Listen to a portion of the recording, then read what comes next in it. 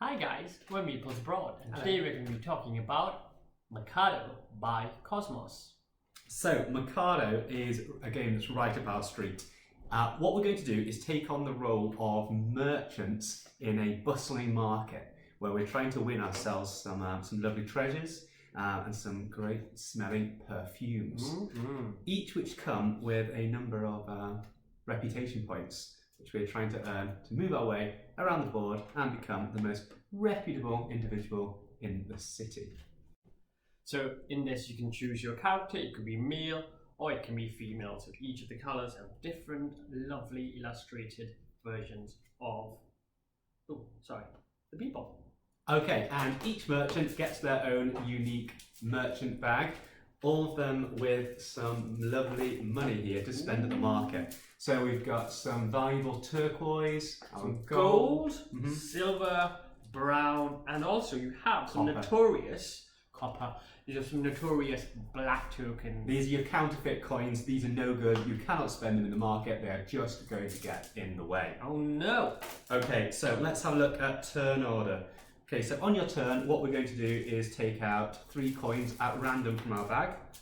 Okay, so I've drawn 2 coppers and a turquoise. Oh no, I've drawn a notorious counterfeit coin. Okay, and what we're going to do is place them on some of these goods down here. Now, each of the goods, the valuable goods, the treasures, or the perfumes, have a cost associated with them. So you can see here that this lovely cutlery is going to cost 2 copper and a gold. So one thing I want to mention as well, so in each of these tiles, you've got your blue player, red player, yellow player, green player. So you need to be sat. If you're the blue player, you need to be sat on this side, green player this side, and so on. Okay, so I've got my 2 copper and my turquoise. So I'm actually going to place my 2 copper next to the cutlery to say I'm on my way to purchasing this tile. So you put it on your yellow because you are the yellow player.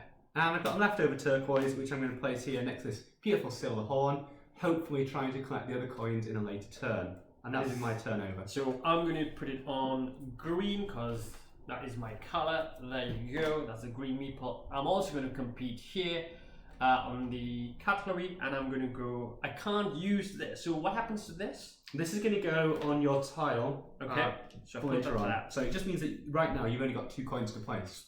Okay, and I'm going to put this on here.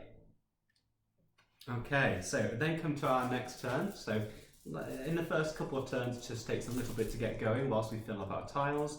Okay, and I've drawn 2 silvers and a gold. Now, no, I've come up with a black one again. Do I have more black ones in mine? You do not. Each person starts with 5 counterfeit coins. Okay, this is good for me because my 2 silvers I can now add to the cutlery, which, if you remember, we said was worth 2 copper, 2 silver, which means I have now purchased the cutlery. Hold on, I was there as well. You were. So I'm going to get to take the tile away, but because Passan was already on this and was competing for it, he's going to take his coin back and put it back in his bag so it isn't lost forever. And as a consolation prize, I'm going to give him a ruby red seal for coming second here. We'll talk about that in a moment. I am going to get the cutlery, which means I get the prize associated with it, which is 5 reputation points, and I'm going to move myself on 5 from the beginning.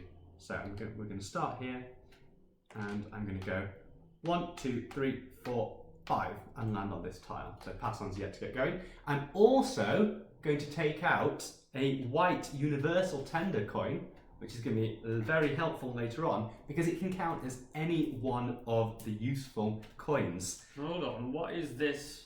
What is this thing saying? Ah, yeah, so that's also another little bonus for me because it's going to harm you. What that's going to do is add 1 black counterfeit coin to every other player's bag. So put that in your bag, please, Passan. Sabotage!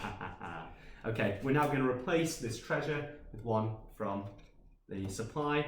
And these 2 silver and 2 copper tokens that I've been using are going to go onto my player square, so they will not be returned to my bag just yet. If I actually want to collect these coins from my square, just like Passan who's collecting his counterfeit, then it'll take you an entire turn to put that into your bag. So what else is going on in this game, Passan? Okay, so there are ways that you can get these is called privilege tokens. There are quite a few ways you can get it. So if you land on one of these, which gets you that, or if you keep moving around and you come across a a circle with a privilege token, you get these. Now, what these do is they give you, as they say, privilege points. So here, if you land on this, you get 3, you get to move 3. If you move here, you get a point and you get to discard one of those notorious counterfeits. And there's quite a few more there.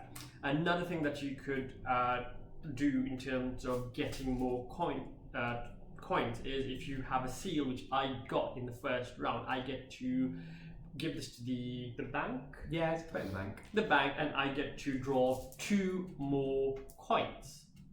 And as luck is on my side, I draw another black coin. That's not good. No. So the privilege tokens can be spent one at a time at the start of a round. They can be played strategically to move your counter just at the right time.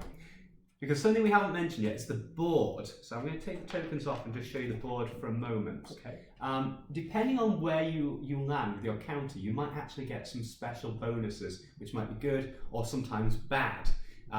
So if, for example, you're on this point here and used a privilege token to move on 2 squares at the start of your turn, you move 1, 2, and you actually action the square itself, which says take another privilege token. Oh, nice. Other squares might let you move on 2 more spaces, or perhaps all the players have to take one of those unfortunate counterfeit coins into their bag. Yeah. Okay. So the board's quite cool because you can actually start from any place on the board each game, making the game quite different each time, and it is double-sided. Side A, side B. Yeah, with sort of different afflictions. I think we're starting it off. Side A is probably easier, and then as you get more comfortable with the game, you can turn over to side B and face those challenges. Okay, so what do you think of Mercado? Well, we love Mercado. It's right up our street. There's a decent amount of strategy, so if you want to ensure the win, you've really got to be switched on throughout the entirety of this game. But the algorithm of gameplay is fairly straightforward, which makes it very accessible to anybody and new players as well to join. That basic algorithm being... It's a great gateway game, as they say. Yeah, absolutely. The algorithm being head into your bag, draw 3 coins, place them, see if you've won that tile. If you have, enact the rewards. But there's lots more going on which can really bring about some decent strategy. And one thing I really like is the artwork. It just makes you feel as if you are in one of these lovely antique markets and you're choosing these for your own personal collection. Absolutely. So if you're into strategy games, this is one for you. Absolutely. Enjoy. Take care.